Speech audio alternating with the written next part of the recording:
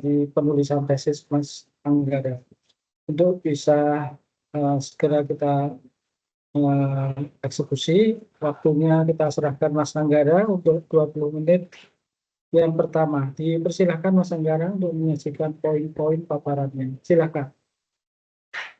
Terima kasih Pak Zafron. Terima kasih Pak Zafron untuk kesempatan yang telah diberikan. Sebelumnya mohon izin, selamat siang Pak Zafron, selamat siang Pak Fuad, dan selamat siang Pak Budi. Mohon izin menyampaikan paparan mengenai hasil penelitian terkait dengan laboratorium lapangan Magister Ilmu Lingkungan di area KHDTK Wanadipa, Universitas Diponegoro. Mohon izin share screen Bapak.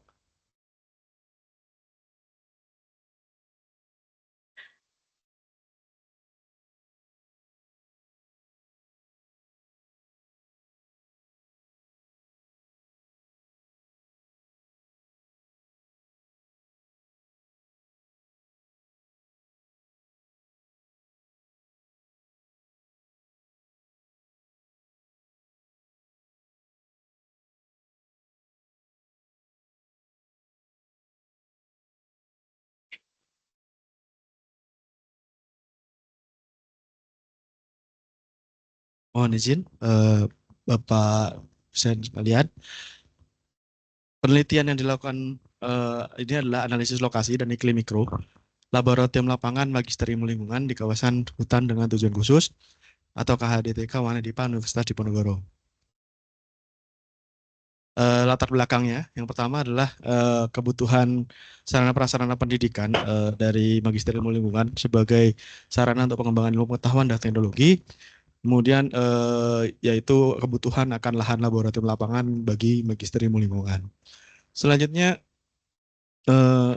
Undip secara keseluruhan memiliki area KHDTK yang berada di Desa Susuan.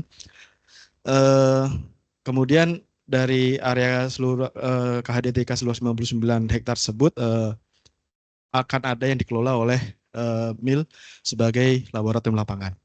Berikutnya, kebutuhan laboratorium lapangan itu membutuhkan informasi mengenai lokasi, yaitu kesesuaian lokasinya, kemudian kondisi iklim mikro, pH tanah, dan intensitas cahaya serta kelerengan yang nantinya akan dapat digunakan sebagai baseline pada saat pengelolaan laboratorium lapangan di kedepannya. Rumusan masalah yang pertama yaitu bagaimana kesesuaian lahan yang dikelola oleh Magister Ilmu Lingkungan sebagai laboratorium lapangan terhadap peta arahan penataan areal KHDTK Wanadipa Universitas Diponegoro. Berikutnya yang kedua adalah bagaimana kondisi iklim mikro, di mana dalam penelitian ini iklim mikro yang diteliti adalah suhu udara, kelembapan udara, curah hujan, arah dan kecepatan angin, kemudian faktor abiotik yaitu pH tanah, serta intensitas cahaya. Sebagai faktor ekologi, area laboratorium lapangan Magister Ilmu Lingkungan Sekolah Pasar Sarjana Universitas Diponegoro. Yang ketiga adalah bagaimana kondisi kelerengan di area laboratorium lapangan Magister Ilmu Lingkungan Sekolah Pasar Sarjana Universitas Diponegoro.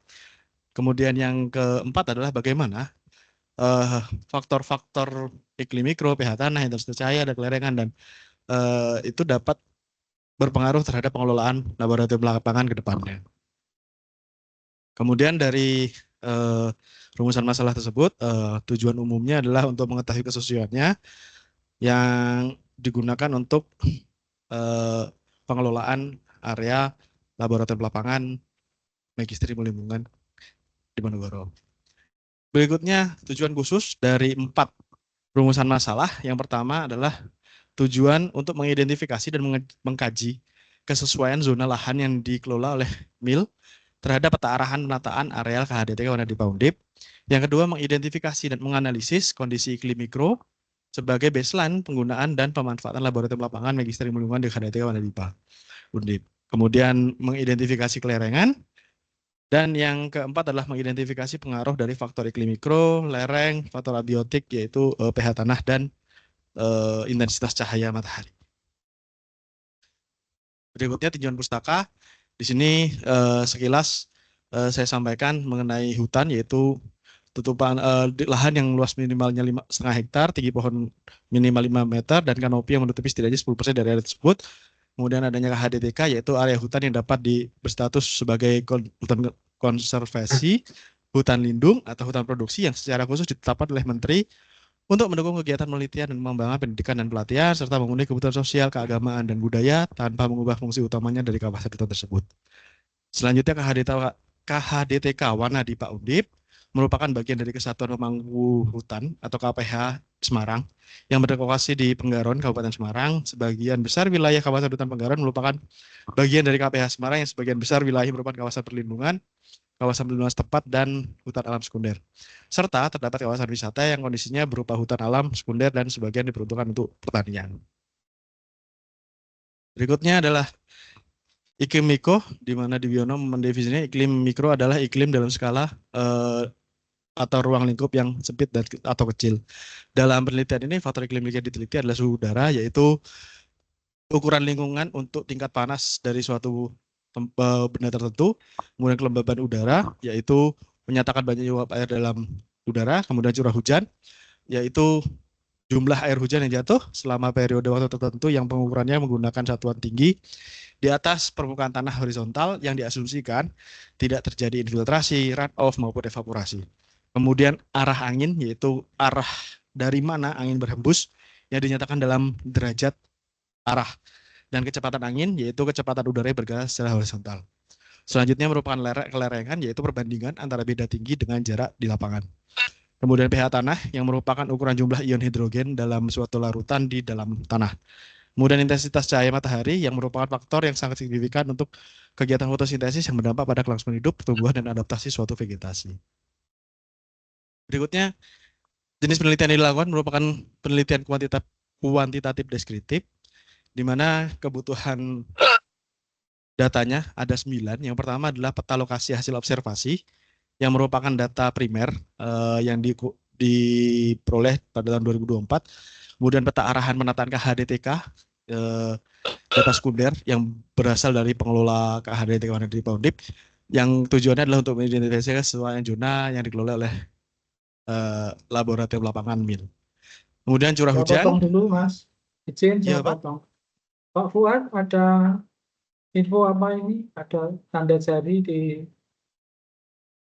layarnya Pak Fuad. Pencet Pak. Zafron. Oke, lanjut ya. Baik. Silakan Mas, dilanjut. Iya Pak, terima kasih.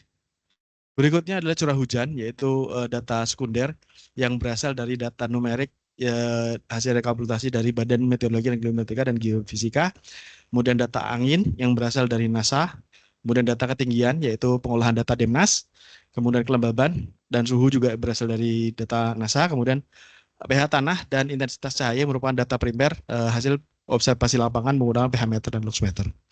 Hal tersebut untuk mengidentifikasi mengenai kondisi iklim mikro, kelerengan, dan juga faktor abiotik sebagai baseline penggunaan dan pemanfaatan kawasan KHDTK Wanadipa Undip.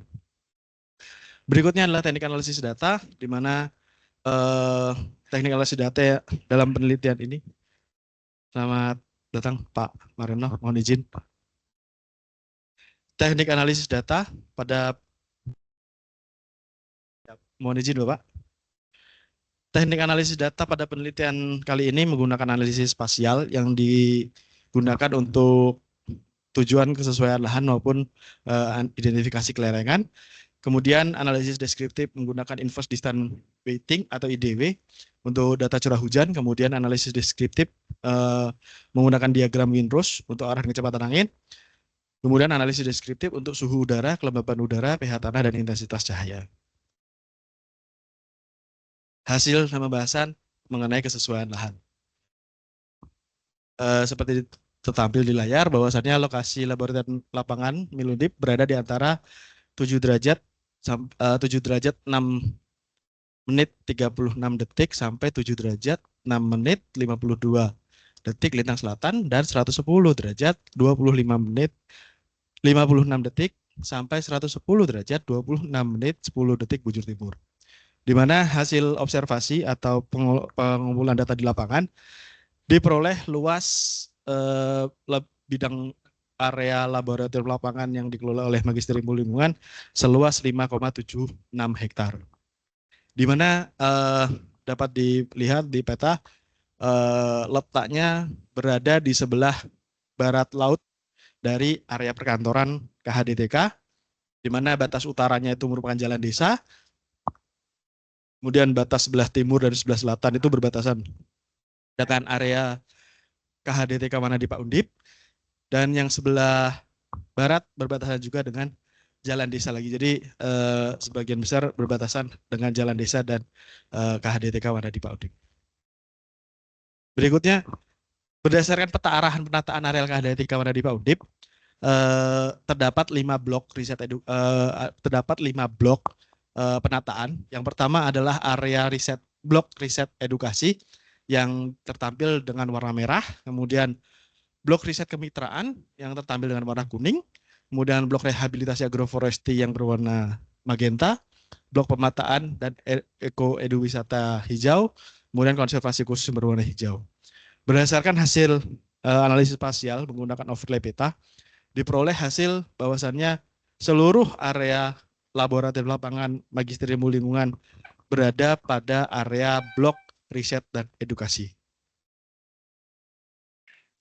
Kemudian pada saat dilakukan observasi atau pengambilan data primer di lapangan, peneliti juga memperhatikan keberadaan vegetasi yang berada di area sekitar laboratorium lapangan. Yang pertama ada mahoni yang dapat dimanfaatkan sebagai obat herbal, kemudian dapat mengurangi polusi udara karena memang merupakan tanaman pohon tahunan sekitar 47-69%, kemudian filter udara dan daerah tangkapan air. Kemudian ada pohon jati, kemudian yang dapat dimanfaatkan untuk bahan industri maupun bahan mebel, dan juga dapat dijadikan sebagai tanaman obat. Kemudian ada pohon randu, di mana pohon randu dapat digunakan sebagai bahan baku pembuatan kertas, bahan interior, bantal, gulung, dan kasur, juga dapat dijadikan sebagai tanaman obat. Kemudian ada waru gunung, juga dapat dimanfaatkan sebagai tanaman obat. Kemudian ada sono keling, dapat digunakan sebagai furniture. Kemudian tanaman pagar, bahan pupuk kompos dan pakan ternak, bahan briket, limbah serbuk geraji, kayu sono keling. Kemudian dapat digunakan sebagai tanaman agroforestry, memperbaiki kesuburan tanah.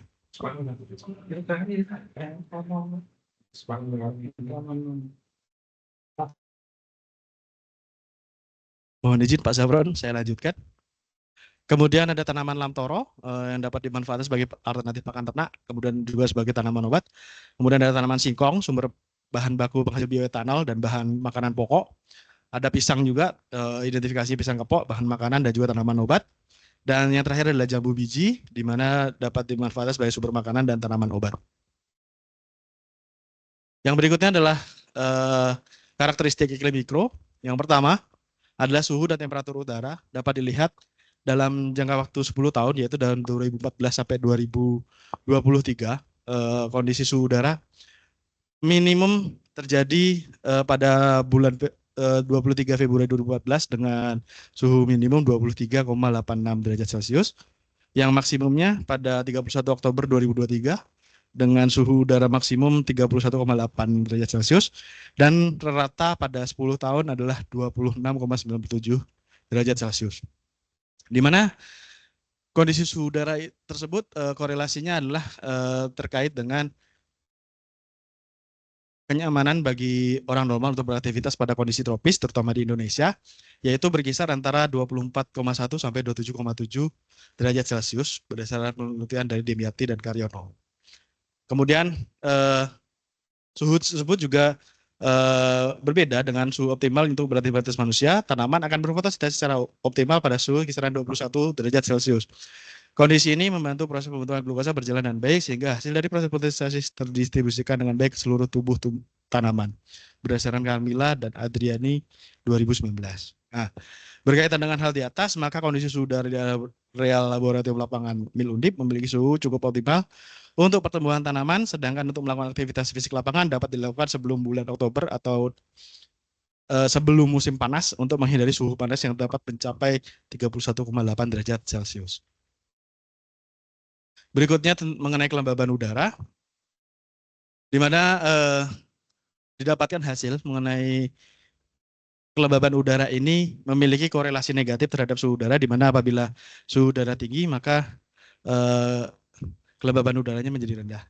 Dan jika pada suhu didapatkan suhu minimum pada bulan Februari ini dengan hasil kelembaban yang tinggi pada bulan Februari. Hal ini sesuai dengan penelitian terdahulu yang menyatakan bahwa kelembaban udara sangat dipengaruhi oleh suhu udara. Apabila suhu udara meningkat, maka kelembaban udara akan menurun. Berdasarkan penelitian Karyati tahun 2016. Selanjutnya, curah hujan, di mana curah hujan yang diteliti merupakan curah hujan pada tahun 2023 yang datanya diperoleh dari sumber sekunder yaitu data BMKG, data online, di mana untuk mendapatkan kondisi curah hujan berdasarkan 5 stasiun pengamatan hujan, yaitu Stasiun Meteorologi Maritim Tanjung Mas, kemudian Stasiun Meteorologi Ahmad Yani, Stasiun Klimatologi Jawa Tengah, Stasiun Geofisika Banjarnegara, dan Stasiun Klimatologi di daerah istimewa Yogyakarta. Di mana nilainya masing-masing yaitu 5,2, 4,5, 2,9, 3,7, dan 4,6 mm. Kemudian berikut disampaikan hasilnya berdasarkan analisis IDW, diperoleh hasil area KHDTK Wanadipa Undip yang di dalamnya termasuk juga area laboratorium lapangan memiliki curah hujan berkisar antara 4,1 sampai 4,2 mm per tahun. Hal ini termasuk kelas rendah. Namun peneliti menyadari bahwasannya kondisi ini disebabkan karena pada data BMKG pada musim-musim kering terdapat nilai curah hujan yang bernilai 0, kemudian ada data yang tidak ada data maupun data yang tidak terukur dalam rekapitulasi curah hujan BMKG. Selanjutnya dari data NASA juga dapat dilihat bahwasannya perubahan intensitas curah hujan dalam jangka panjang, yaitu 10-30 tahun, dapat mempengaruhi perubahan ketersediaan air di suatu daerah dan juga berpengaruh terhadap aktivitas kehidupan manusia. Salah satu yang terpengaruh perubahan cuaca, curah hujan adalah faktor sektor pertanian, perkebunan, dan hortikultura. Selain itu, curah hujan tahunan berpengaruh juga terhadap periodisitas timbulnya hama pada tanaman, kemudian perubahan curah hujan dalam jangka waktu panjang juga dapat mengindikasikan terjadinya perubahan iklim dan indeks erosi suatu wilayah. Kemudian berikutnya adalah kecepatan dan arah angin yang merupakan data periode tahun 2023, di mana dapat dilihat dari angin tahunan dalam satu tahun. Dalam satu tahun, tahun 2023, angin yang bertiup terbanyak berasal dari arah tenggara dengan persentase sebanyak 12,3%, dengan kecepatan angin rata-rata yaitu 2,1 sampai 3,6 meter per second, dengan kecepatan angin tertinggi terjadi pada 27 Februari tahun 2023 yaitu sebesar 8,72 meter per second. Dapat dilihat pada tampilan bahwasannya kondisi dalam satu tahun, tren kecepatan dan arah angin pada tahun 2023 yaitu pada bulan Januari sampai dengan bulan Maret, area laboratorium lapangan Mil Undip sedang mengalami kondisi angin kencang yang sebagian besar berhembus dari arah barat laut. Sehingga pada bulan April kemudian menunjukkan kondisi kecepatan angin yang mulai berubah, arah hembusan angin yang berasal dari arah selatan. Dan berikutnya terjadi kondisi yang stabil pada bulan Mei sampai dengan bulan Desember, yaitu angin yang berhembus berasal dari area tenggara dan selatan. Dengan rata-rata kecepatan angin adalah 2,7 meter per second. Ini hasil plotting diagram windrows terhadap Google Earth, di mana dapat dilihat bahwasannya dalam periode 2023 angin berhembus berasal dari area tenggara sebagian besar. Selanjutnya data pH tanah dan intensitas cahaya dapat disampaikan. Di sini persebarannya ada 7 titik, di mana nilai pH tanahnya itu berkisar antara 69 sampai 7, di mana itu termasuk pH netral. Kemudian untuk aspek cahaya atau intensitas cahaya itu yang terendahnya adalah 1886 lux dan yang paling tinggi adalah senilai 7629 lux. Hal ini terjadi akibat pada saat pengambilan data dilakukan pengambilan data baik di area terbuka maupun di area bawah kanopi tumbuhan sehingga mendapatkan hasil yang bervariasi. Yang ketiga adalah klasifikasi kelerengan, di mana berdasarkan pengolahan data Demnas, titik tertinggi dari laboratorium lapangan itu terletak pada area sebelah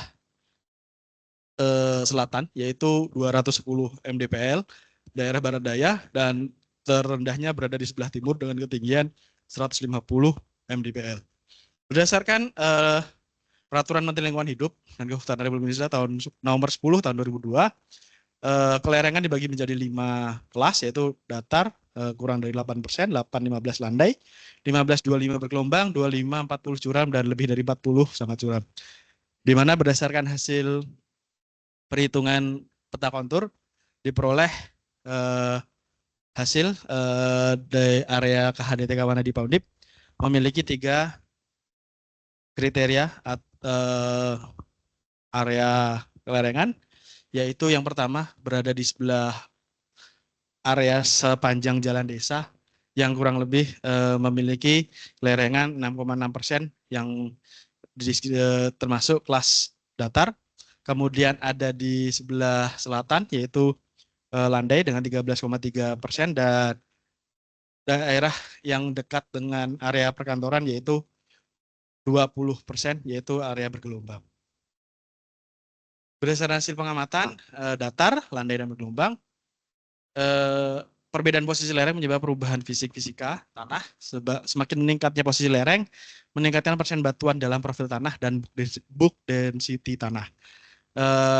Meningkatnya posisi lereng juga menyebabkan menurunnya kedalaman sulum tanah, kedalaman efektif akar, persen perakaran dalam tanah, dan juga porositas tanah.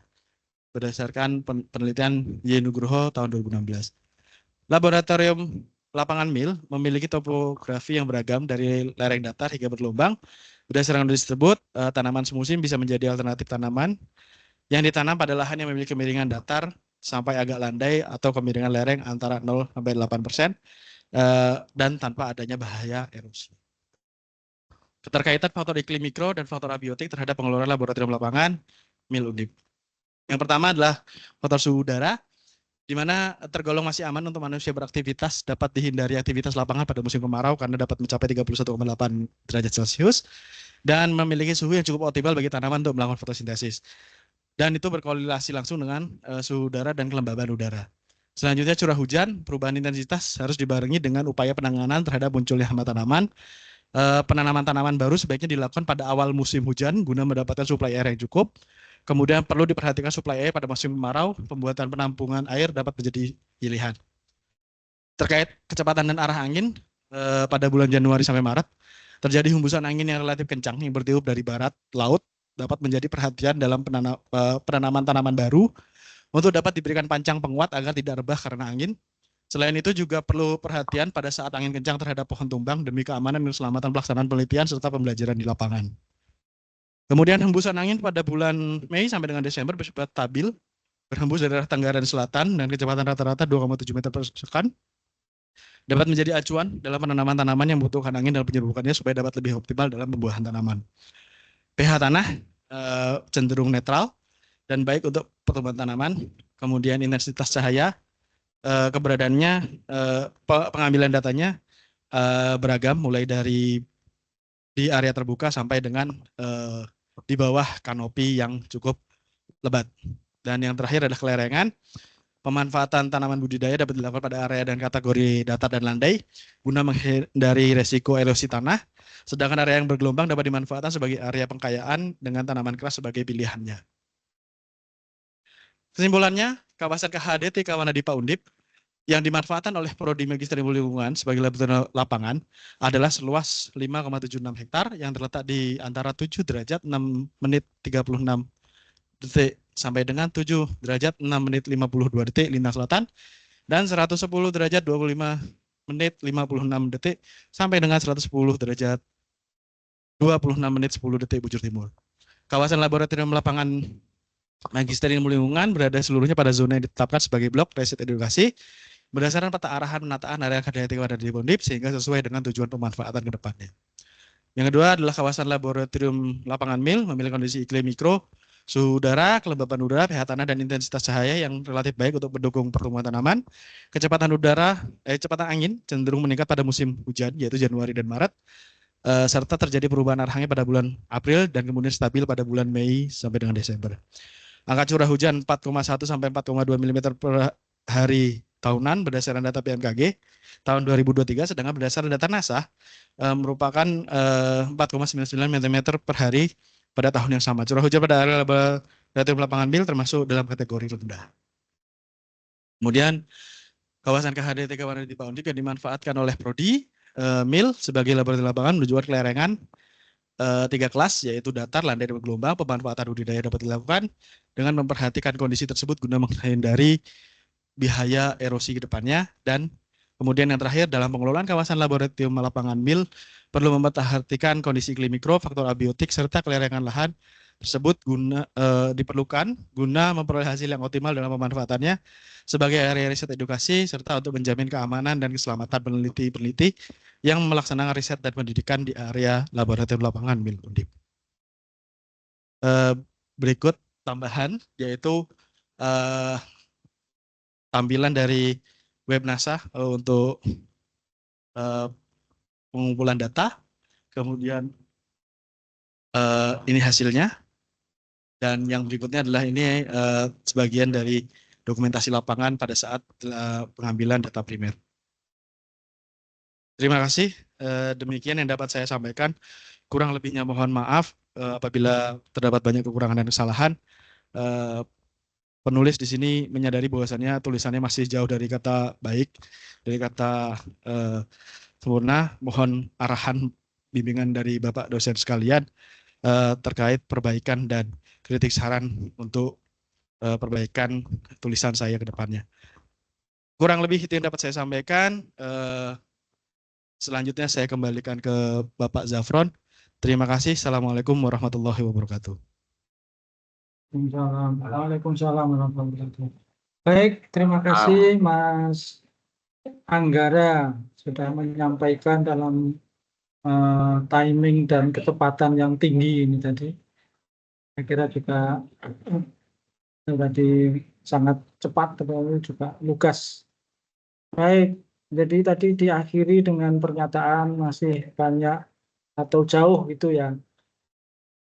Nah itu juga rasanya ya kurang pas ya Mas Anggara.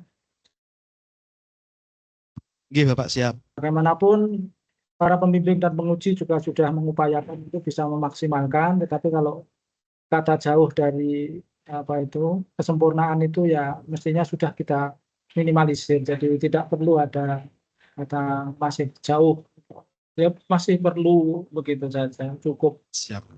Baik. Jadi untuk paparan yang sudah disampaikan, kita sampaikan selamat. Mas Anggara sudah menyampaikan paparan dengan poin-poin yang sudah disajikan tadi.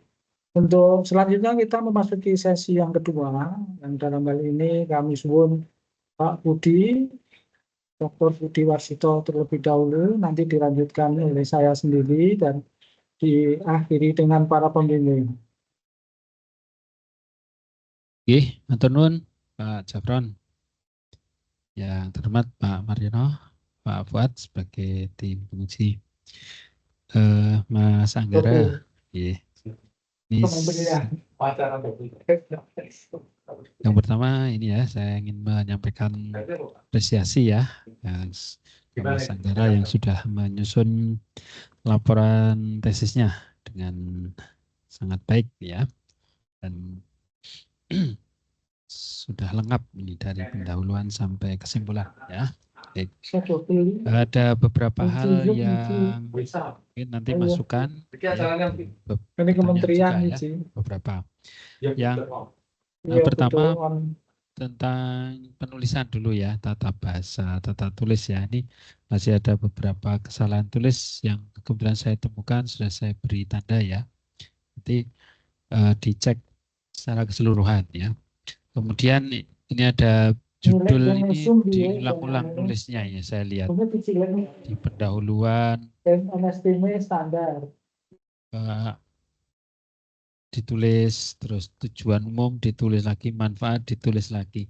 Tidak perlu ya, Mas Anggara nih, tidak perlu ditulis, sudah ada judul di depan ya. Jadi tidak perlu ditulis lagi di bagian isi. Kemudian beberapa singkatan ini saya nggak tahu kepanjangannya apa ini ya, karena tidak ada penjelasannya ini ya. SHP itu apa? Iya. Kepanjangannya apa? SHP ini seminar hasil penelitian. Ya nanti dijelaskan ya. SHP. Pokoknya setiap singkatan itu sebelum ditulis singkatannya yang pertama kali itu kepanjangannya ditulis dulu, sehingga belakang-belakangnya nanti singkatan nggak apa-apa. Ya. NASA ini NASA itu ya, Demnas itu apa? Sebenarnya Demnas. Nah, sudah aja nggak tahu kan ya, apalagi yang baca kan gitu. Oke. Itu hal-hal seperti itu nanti diperhatikan. Kemudian judul tabel ini nggak ada yang tabel nggak ada judulnya, gambar tidak ada judulnya. Nanti dicek ya semua. Jadi harus ada sehingga nanti merujuknya kan enak. Termasuk nanti kalau merujuk ke tabel atau gambar itu jangan pakai di bawah ini gitu ya. Tapi langsung ke dapat dilihat pada gambar 5, gambar 6 gitu. Ini saya temukan ini gambar di bawah ini lah. Bawahnya nggak ada gambar padahal. Gambarnya ada di halaman sebaliknya. Nah kan nggak cocok nanti ya. Tapi kalau merujuknya ke nomor gambar, itu nanti dimanapun posisi gambar tabel nggak masalah ya. Jadi hindari di bawah ini, di atas gitu-gitu. Tuh. Kemudian gambarnya ada banyak di bagian belakang itu, tapi nggak jelas ini ya, Mas. Coba dibesarkan terus kasih keterangan sumbu X-nya itu apa, Y-nya apa. Ya, saudara bawa draft nggak? Coba dilihat misalnya grafik 5 misalnya ya. Halaman 30 berapa itu? Grafik 5 itu 32. Itu kan kecil nggak jelas ya, warna kuning. Dan nemu belum? Nah, itu sumbu X-nya apa, Mas? Tanggal. Nah, ini kan nggak ada keterangannya nih. Apalagi juga nggak jelas juga kan. Terus sumbu Y-nya apa? Suhu. Berarti ditulis kata suhu kan. Y-nya suhu, X-nya gal. Kan gitu ya. Biar jelas ini. Oke. Semua ya, ini ke belakang nggak ada semua ini ya. Nomor 6 juga nggak ada ya. Kelembaban dan tanggal gitu. Kemudian ini masih tata tulis dulu ya. Tata tulis nanti untuk penyempurnaan begitu. Ini balik ke depan ya, halaman 24 itu kan ada data sekunder, data primer ya. Ini kan sudah di bab 3, mestinya diperjelas ini. Data primer itu diperoleh dari mana?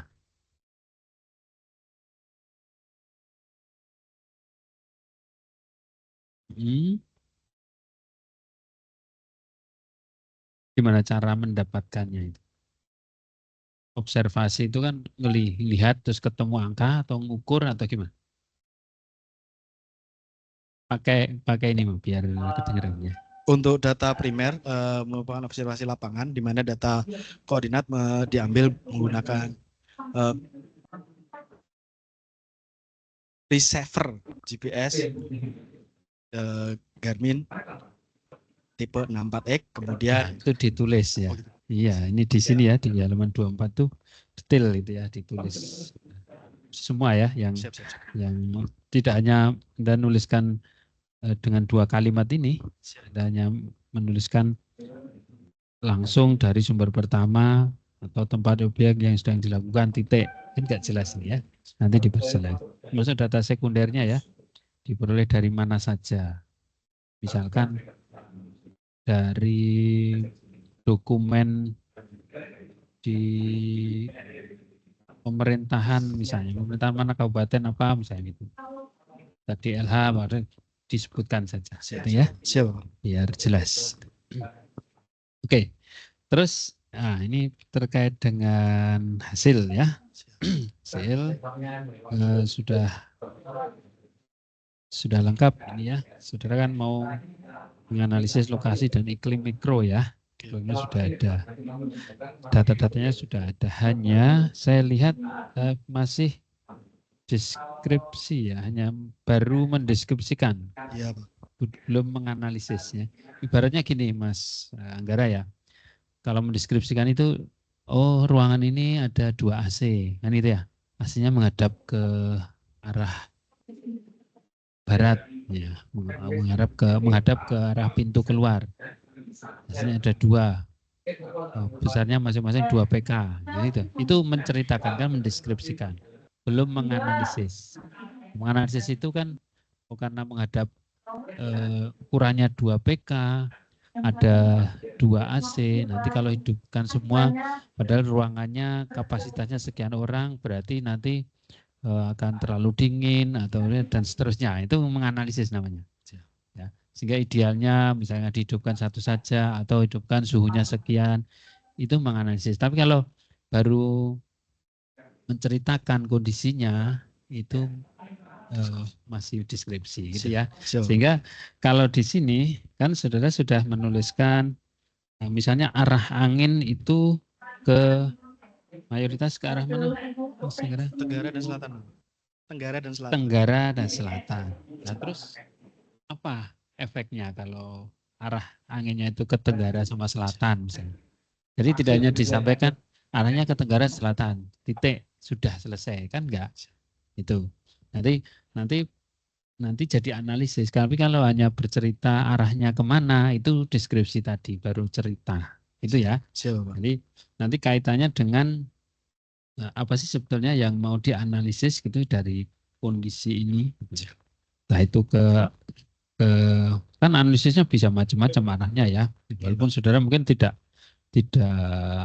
semua kan gitu ya. Nanti macam-macam maksud saya, oh kalau suhu sekian berarti tanamannya yang sesuai untuk hidup di situ adalah jenis ini. Nah, misalnya curah hujannya sekian berarti ini tersupport dengan kondisi iklim, kondisi suhu dan sebagainya. Itu kalau analisisnya ke arah tanaman. Nah, ini mana yang mau ditonjolkan dari deskripsi ini mana gitu. Sama dengan tadi kalau tadi menganalisis kecukupan ruang dan jumlah orang yang akan berada di ruangan ini dengan AC 2 PK itu sebuah analisis. Tapi kalau saudara menganalisis dari aspek yang lain, misalnya harga AC 1 sekian, itu kan analisis aspek ekonomis kan lain lagi. Nah, nanti kan ada batasan mana sebetulnya bagian apa yang mau dianalisis dari hasil yang sudah dideskripsikan ini kan gitu.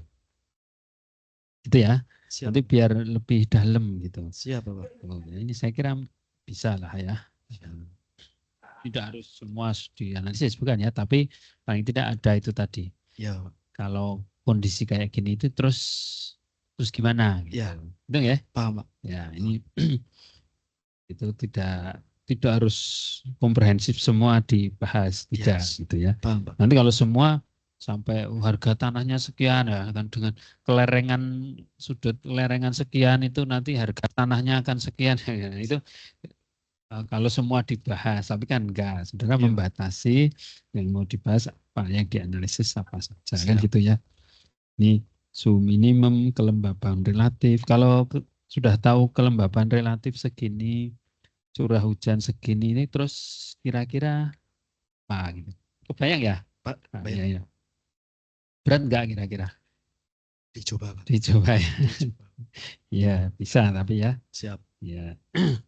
Nah, enggak apa, nanti kan apa? Kalau yang tidak teranalisis ya nanti kasih batasan penelitian. Siap, Pak. Ini hanya membatasi masalah ini saja yang meninggal. Jadi kalau tadi AC itu ini terkait dengan apa aspek ekonomi tidak saya bahas misalnya, sehingga analisis saya tidak mencakup dengan harga AC gitu ya. Ini hanya kecukupan ruang, kemudian jumlah orang dan apa suhu dari AC dengan ukuran 2 PK itu nanti seperti apa. Siap. Misalnya kayak gitu ya. Paham. Nanti ini yang saudara analisis juga begitu. Ini Siap. yang kira-kira bisa dikerjakan selama ini ya. Ini berapa? Seminggu ya. Itu apa? Tapi biar tambah bagus gitu ya. Ini sudah Iya, Pak. Siap. kan faktor-faktor yang diukur itu kan sudah banyak ya, sudah. Iya, Pak. Ya, biar tambah mendalam gitu. Siap. Siap. Di sini apalagi di sini ada judul keterkaitan faktor iklim mikro abiotik ya terhadap pengelolaan Ya. KHDDK Ya. kan gitu ya. Siap. Ya. Oke, jadi nanti bisa lebih bagus ini mendalam gitu ya. Jadi, nanti kesimpulannya harapannya kan tidak hanya deskriptif kan begitu ya. Siap. Oke, saya kira itu poin-poin sudah dicatat ya, kayaknya ya. Ya. Itu yang terakhir ini kalau gambar-gambar yang di lampiran ini jadi kurang jelas ya. Iya, Pak. Karena Nanti saya perbaiki atau saya perbesar. diperbesar aja ya. Iya, Pak. Siap, Pak. Ini karena Terlalu kecil, Pak. Siap. terlalu kecil ya. Mungkin Iya. satu kotak berapa ini? 2 aja kayaknya ya, mungkin ya. Atau malah satu mungkin Pak. Siap. apa ya. Nanti dicek aja kalau Siap, Pak. kalau 2 seperti apa yang sebenarnya bisa membaca nggak ini misalnya? Inilah apa keterangan warna ini bisa terbaca nggak? Siap. Bisa baca, Pak. nggak berbaca kan? Oke. Iya. Kalau dicetak enggak kebaca, Pak. Ya kalau file bisa di zoom gitu ya. Kalau Siap, dicetak Pak. kan nggak bisa nge-zoom lagi. Siap, Pak. Siap, Pak. Ya lampiran-lampirannya juga ini sumbu XY-nya nggak ada ya. Iya, Pak. Siap. Jadi semua dilengkapi. Siap. Ini kan tidak sulit kan ya? Siap, Pak. Oke. Itu jadi nanti ini ya, yang terutama itu tadi analisisnya. Iya, Pak. Kan ada arah angin, ada kecepatan, ada curah hujan, suhu, ya, kayak itu. Kalau bisa ada aspek analisisnya semua ya. Dan yang bisa dianalisis bagian apa ya? Silahkan. Ada ini. Apalagi di hasil itu saudara kan sudah punya data ini ya, jenis tanaman apa saja yang ada di halaman hasil dan bahasan ya, halaman 28. Iya, Pak. Nah ini kan sebetulnya bagus kalau kemudian dikaitkan dengan hasil tadi yang terkait dengan lokasi dan iklim mikro. Ya udah dikaitkan aja dengan tanaman-tanaman ini kan sudah klop gitu. Ini ada mahoni, jati, nanti apa karakteristik tanaman ini bagaimana dia cocoknya dengan saya suhu yang bagaimana misalnya gitu kan bisa ya. Siap, Pak. Siap. Ini Pak Jafran, Pak Fuad ini ahlinya kalau di biologi ya. Iya. Nggak tahu kan saya. Iya. Yeah. Itu saya kira dari saya ya, Mas Anggara. Silakan kalau mau tanggapi. Terima kasih Pak Budi terkait koreksinya. Memang beberapa singkatan itu Pak izin terbiasa dalam pekerjaan sehingga biasanya dipakai kemudian pada saat penulisan lupa Pak kalau ini adalah tulisan ilmiah Pak gitu. Jadi terbiasa kelewat Pak. Kemudian insya Allah analisisnya akan ditambahkan lagi. Siap, terima kasih Pak Budi. Oke. Matur nuwun Pak Jafron, dari saya cukup. Baik, matur suwun Pak Budi. Saya pakai device-nya Pak Fuad. Karena device saya ada double sidang rapat dengan ngunci, jadi suaranya nggak bisa baik. Volumenya Pak Fuad, volumenya itu. Mulai, mulai. Oke.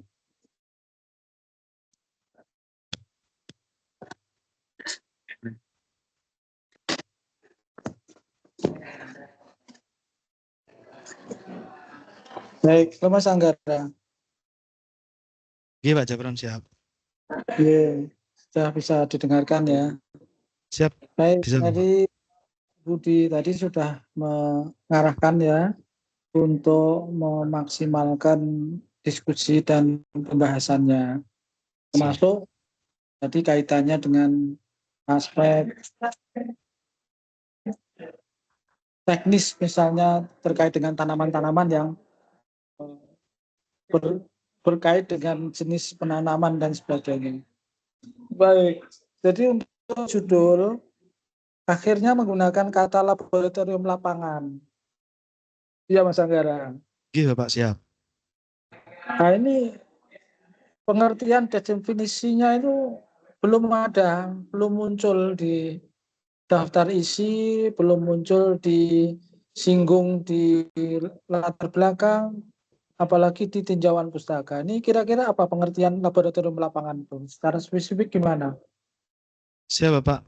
Untuk sependek pengetahuan saya pada saat sekarang ini Pak, laboratorium lapangan yang saya maksudkan adalah laboratorium yang digunakan untuk praktikum Pak, di lapangan, yang digunakan untuk proses pendidikan dan penelitian Pak.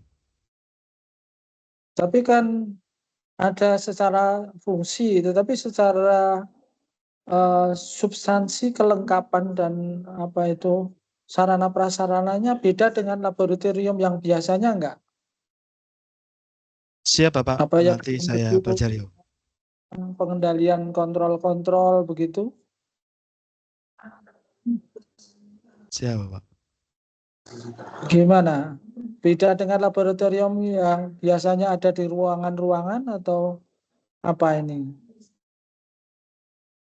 Siap Pak. Jadi jangan sampai yang di lapangan itu nanti di bawah tegakan akan ada gedung, akan ada instrumentasi, ada pengisolasian dan sebagainya.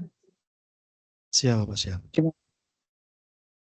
Kira-kira pengertian atau kondisi laboratorium lapangan itu yang tergambarkan Mas Anggara apa Mas? Izin Pak, yang ada di pemikiran saya, laboratorium lapangan itu adalah sebuah areal di permukaan bumi yang dapat digunakan untuk melakukan modifikasi terkait dengan perlakuan penelitian yang dilakukan secara langsung di permukaan bumi gitu Pak.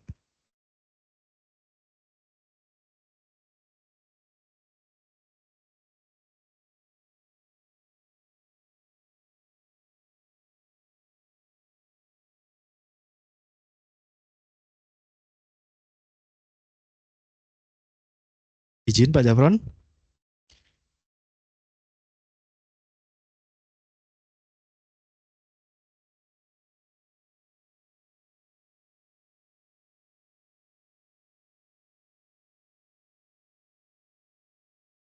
Halo, bisa didengarkan? Halo, mohon izin Pak, terputus tadi Pak suaranya Pak. Baik. Jadi ini saya off-kan satu.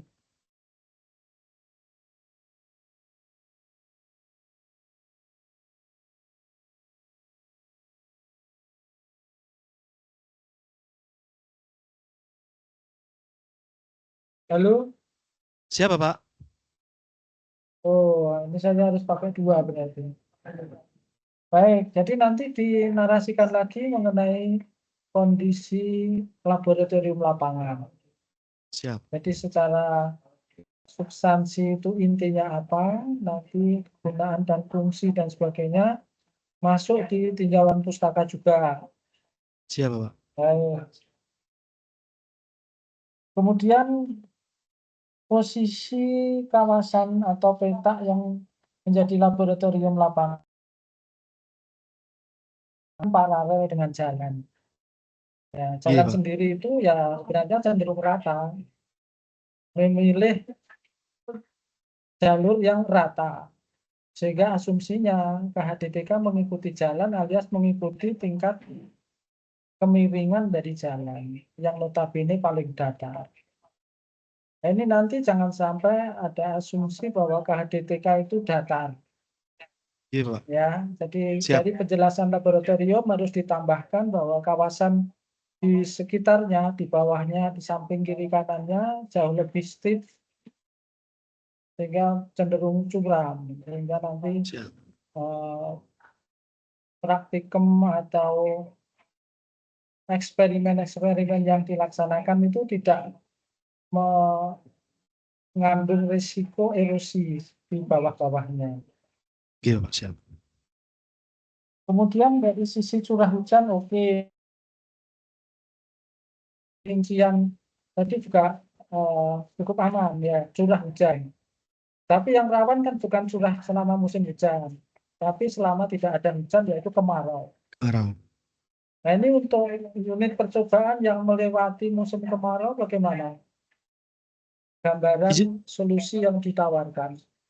siap, Pak. Izin terkait itu pada kolom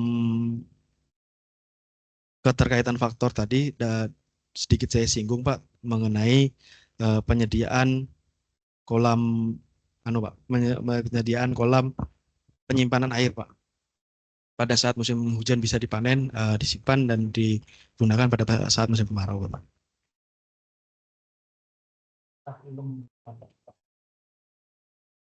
Halo.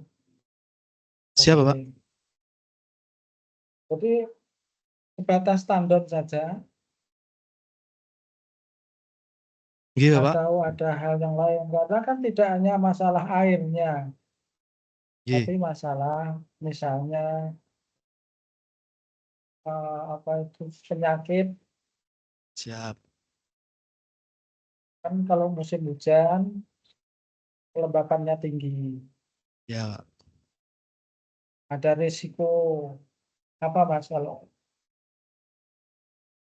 selama musim kelembapan tinggi atau musim hujan tuh risikonya apa? Resikonya Pak, suhu udara menjadi rendah sehingga eh, kelembapannya tinggi, kemudian Apa terkait dengan objek penelitian, objek yang akan diamati di KDTK. Sorry. ya, Pak. Kalau kelembapan tinggi resikonya apa? Kelembapan tinggi resikonya Pak, izin Pak, berjamur Pak. Berjamur, penyakit, jadi itu Siap. pada berkembang biak sehingga Iya, Pak. kawasan itu ya harus ada timing kapan saat dimulai penelitian, kapan saat ada resiko kemarau. Siap. Ya, jadi itu penting untuk diperhatikan. Kemudian yang terkait dengan suhu itu secara umum relatif umum, tapi yang kritis itu adalah sinar matahari. Ini rata-rata kawasannya kan berada di bawah tegakan. Iya, Pak. Nah, sehingga ada risiko kalau Resikonya intensitas cahayanya kecil, Pak. Sehingga kemampuan fotosintesis tanaman akan berkurang, Pak. Pertumbuhannya terhambat.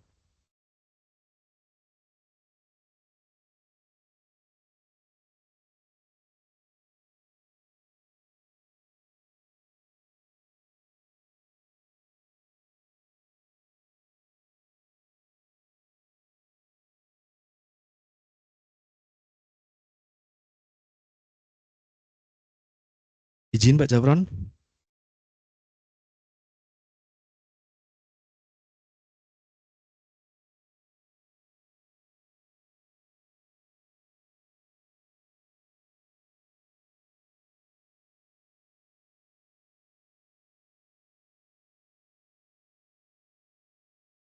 Enggak, Pak, putus, Pak. Harus double device. Halo Pak Japra. Jadi cara membuat harus double Lanjut. device ini Pak, double suaranya.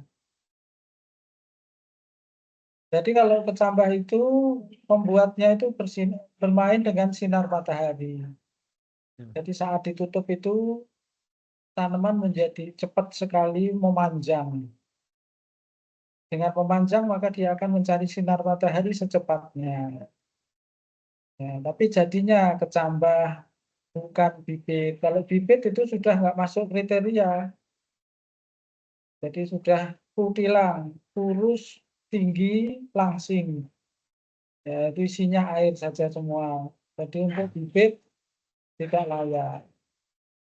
Demikian juga nanti kalau di bawah tegakan. Jadi akan redup sehingga tanaman-tanaman itu mungkin tidak terpenuhi semua kebutuhan-kebutuhan kimianya. Jadi kira-kira tanaman-tanamannya yang cocok untuk di bawah keteduhan apa Mas? Siapa, Pak? Tanaman-tanaman jenis yang cocok di bawah tegakan. Siapa? Nanti saya pelajari ya, Pak.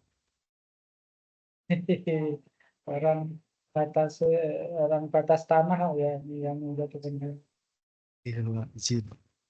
Jadi biasanya tanaman-tanaman sayur mayur, tanaman bunga, tanaman berbiji agak susah, sehingga nanti harus tahu betul jenis-jenis tanaman yang layak di bawah tegakan. Ini kan areanya kan area hamparan apa itu bentang kayu pepohonan ya, jadi ya harus sesuai. Jadi untuk curah hujan tadi sudah ada kolam tandon, ada antisipasi periode kering.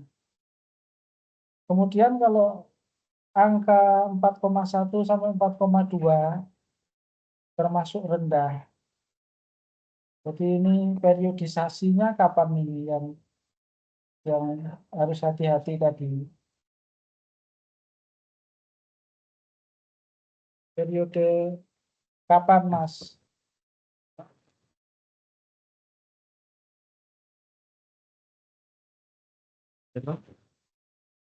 Periode rawan curah hujan yang rendah tadi itu loh. Periode kemaraunya Mas.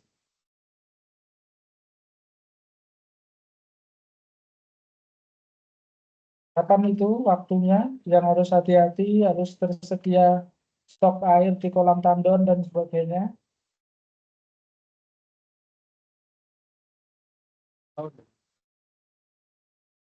Mas Anggara, silakan. Ceritanya kalau terjadi sekitar Ulangi sekitar, ini diulangi lagi.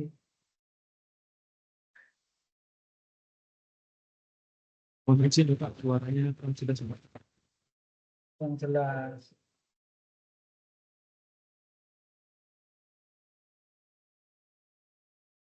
Periode kemarau yang rawan terhadap proses tanam menanam.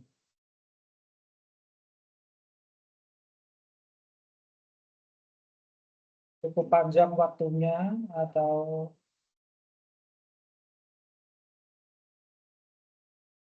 cukup pendek, hanya dengan 4 bulan kurang.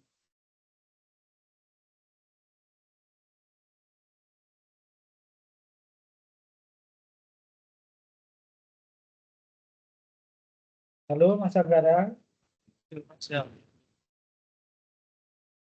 ya itu ada bacaan secara umum enggak itu? Iya, Pak. Untuk musim kening itu bisa dan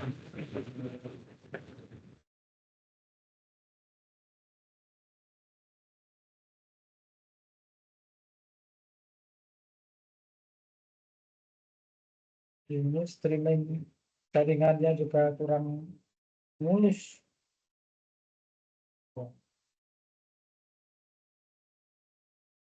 Baik, jadi secara umum nanti dikategorisasikan laboratorium lapangan itu harus bagaimana. Jadi kondisi tanaman, kondisi infrastruktur agar apa yang ada di sana itu bisa layak. Jadi ada beberapa diskusi yang lebih menyentuh ke aspek teknis ya. Misalnya kemarau ada risiko apa, penghujan risiko apa, termasuk sinar matahari, kelembapan itu menjadi diskusinya menjadi lebih kuat. Bisa Mas?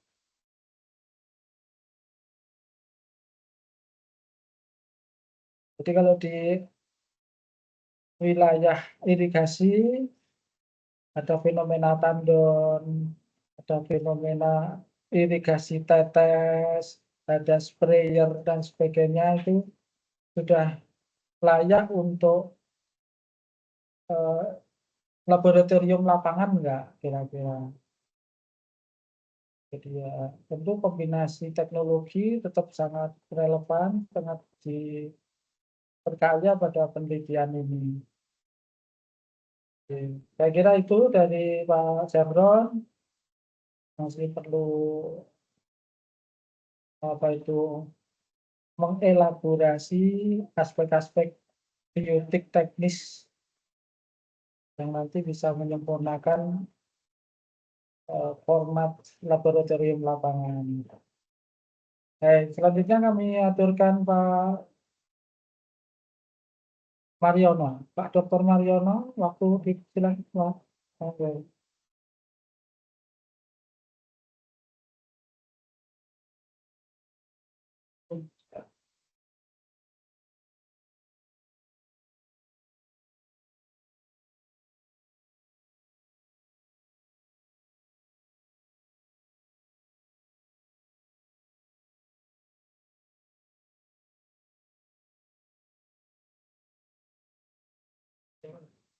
Hmm?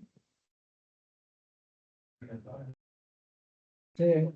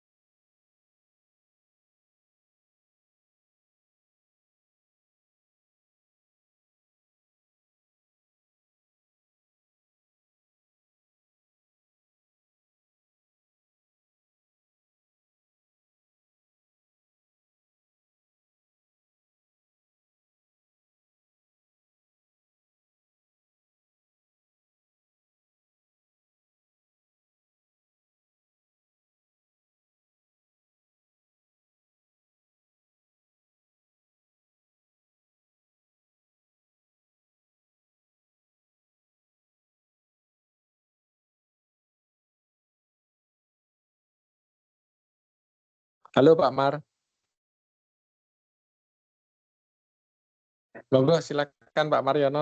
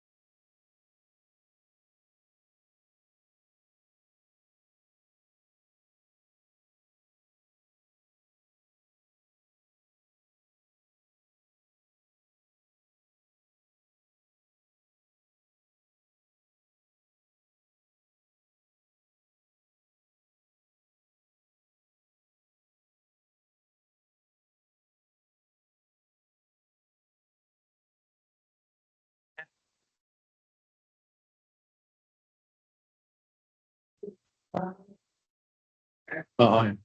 ya. Halo. Ya, Bapak. Oke. Untuk sesi berikutnya saya nggih, Mas Anggara. Siap, Pak. Iya, Pak. Oke. Baik, tadi sudah banyak disampaikan oleh Pak Jafron terkait dengan naskah Mas Anggara. Nah, yang menjadi mungkin tambahan dari saya Mas Anggara, kalau kita berbicara faktor abiotik itu mempunyai kompleksitas yang sangat tinggi ya. Artinya sebenarnya antara satu faktor, misalnya pH tanah, temperatur, kelembaban, dan sebagainya tidak bisa dipisahkan satu dengan yang lain. Tapi dari naskah kemarin, mungkin masukan dari saya terkait dengan faktor abiotik itu ada yang belum diukur ya, atau belum ada datanya, yaitu intensitas cahaya.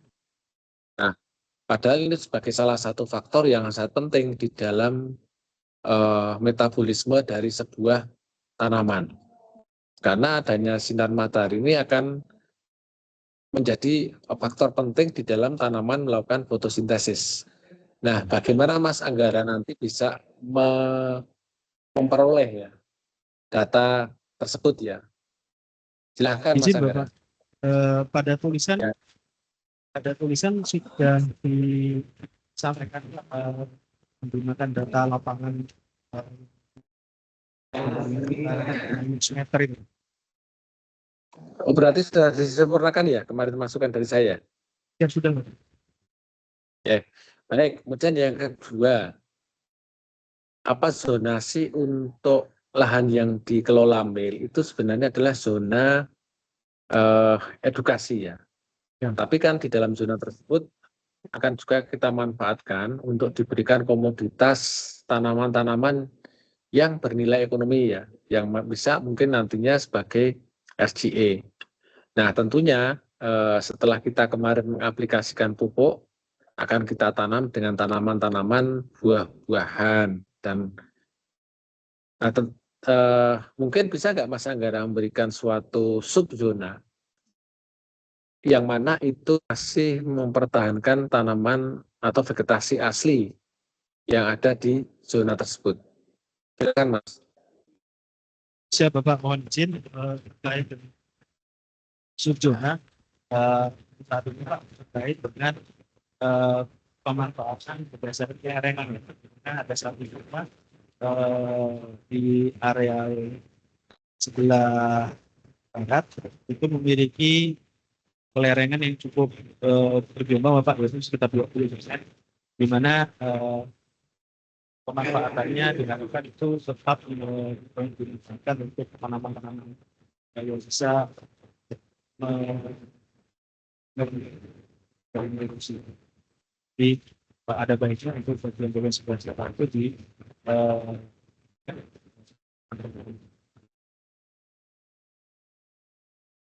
Ya, karena kan nanti kalau memang sebagai zona edukasi ya tentunya juga peruntukannya adalah untuk kegiatan praktikum, kegiatan mungkin penelitian. Nah, yang nanti tentunya juga akan tetap kita mempunyai basis dari subzona edukasi dan subzona mungkin kita sebut sebagai zona apa ya istilahnya, zona RCE itu ya Mas ya. Nanti di output petanya bisa nggak ya dibuat? Iya, Bisa Pak. ya Mas Anggara ya? Mohon izin, Pak, dibuatkan subzona untuk edukasi dan Konservasi. Ya, maksud saya konservasi untuk edukasi sih sebenarnya. Artinya kita tidak akan menghilangkan vegetasi primer yang sudah ada di situ. ya, Ya.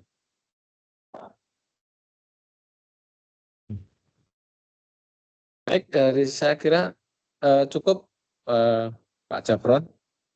Untuk berikutnya, monggo dipersilahkan Pak Mariono tadi sudah belum nih?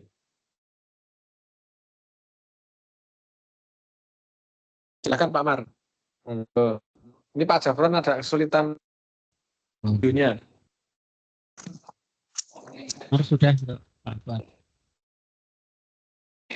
Mar Sampun, sudah. nggih. Ampun, oke. Pak Mar sudah. Monggo, silakan. Baik, karena semua penguji pembimbing sudah memberikan masukan dan pertanyaan, kita masuk ke sesi ketiga. Kami persilahkan Mas Anggara untuk meninggalkan ruangan sebentar untuk kita berdiskusi terkait dengan hasil SHP Mas Anggara. Siap, Bapak. Siap.